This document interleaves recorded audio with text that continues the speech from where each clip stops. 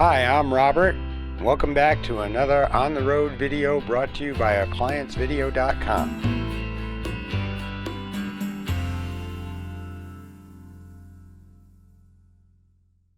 Stop. Before you begin any repair, unplug the appliance from the wall outlet. It is also recommended that you check for proper voltage. Remember to also turn off the water. Today we're working on the KitchenAid top load washer. Customer's complaint is that at the end of every wash, she's got a small puddle of water dead center in the front of the washing machine. We've determined that the center seal is leaking on the pump, so we're going to go ahead and replace that. The tools required to complete this repair are a number 2 Phillips and a pair of pliers. First, we'll need to remove the cabinet, starting by taking the number 2 Phillips screws out that hold the cabinet console down, or control console down. And then we will lift that up and out and roll it back. Next, we're going to unplug the lid switch Molex, and then we're going to take a tool. You can use a flat blade driver or any piece of metal that'll fit, and you're just going to pry the clip forward and it'll pop up, and we'll take that clip off. Repeat that process on the other side. And with the clips removed, we can now remove the entire cabinet from the machine by tipping it forward and then giving it a little wiggle. It'll slide right off of the washer. Now with the cabinet removed, we have clear access to the drain pump. The drain pump is held in by 2 clips. They go over the pump, bottom and top, and are locked into the motor. And the way that they are removed is you press up on the clip, get it off the pump, twist it, half rotation, and slide it out. Same thing with the bottom. Push it off the pump, half rotation, and slide it out. Then the pump pulls directly off the motor shaft, and we'll take our channel locks and we'll pinch our pinch clamps so that we can move them back on the hose.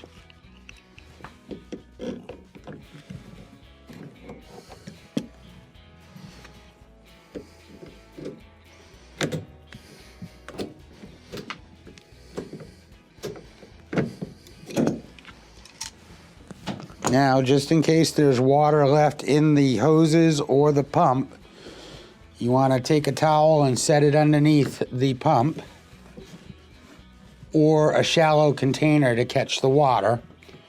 And we're going to take the bottom hose off first. And if there's any water in, we'll let it squirt into the towel. Then we can remove the upper hose. On this pump, you have a couple of different things that can happen. You can get a sock stuck in it, which is common. You'll see a little pimple might form somewhere here in the front of the pump, and it'll be like a gray pimple or blemish. That is the ceramic seals inside the pump overheating the plastic, and it melts right through the front. Another thing to look for on this pump is where the motor shaft goes onto the pump or into the pump. You can have a stain, a water stain that runs straight down from where the motor shaft seats, and that'll say that the pump is leaking through the ceramic seals. Generally, when that happens, you will find that the bottom clip that holds the pump in place is very rusted along here. Now that we have a new drain pump, let's go ahead and install that. First, we're going to reconnect our hoses. We'll start with the upper one, as it's somewhat stationary, and then the lower. And then we're going to bring the clamp forward for the lower and get our pliers on it and squeeze it down and slide it back over the hose and slowly release it, as we want the two tabs on the bottom to be equal with each other. That way it doesn't leak. And then we'll repeat that process with the upper hose.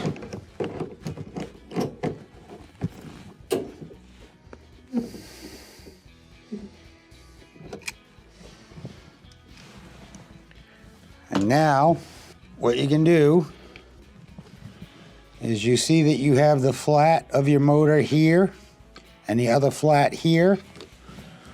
And you want to line up the flats on the inside of the pump so that they'll meet those. So you can use this little clamp, this clip, as a turnkey for that center part of the pump. And slide it on. Make sure that these tips go into those recesses on the motor, and that tells you that you're properly aligned. Take your clip, slide it into the hole in the motor, like so, half rotation, and press it down onto the pump. You're going to repeat that process on the bottom. Get your clip in the hole of the motor, rotate it around, and push up. And your pump is installed. So now we're going to install the cabinet, and we're going to need to get the front lip of the cabinet underneath the lip of the frame. And it's easiest to open the lid and then slide it underneath. And then keep your foot against it, because on the base of each corner of the cabinet, there's a slot. And on the base of the frame in the back is a tab that's going to fit into the slot. And we're going to just push the side trim rails into the back. Once we get it seated, give it a good push down to make sure that it's locked in. And then we're going to take our two clips and feed the tab of the clip into the slot on the back panel, and then put it down into the form-fitted holes and press.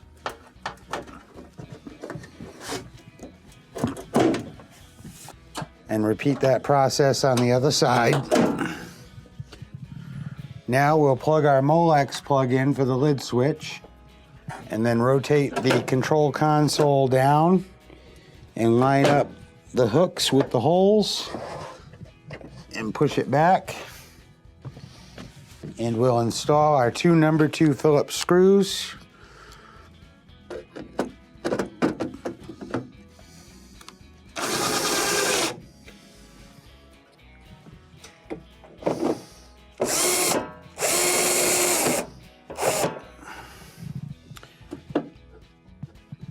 And that completes the repair.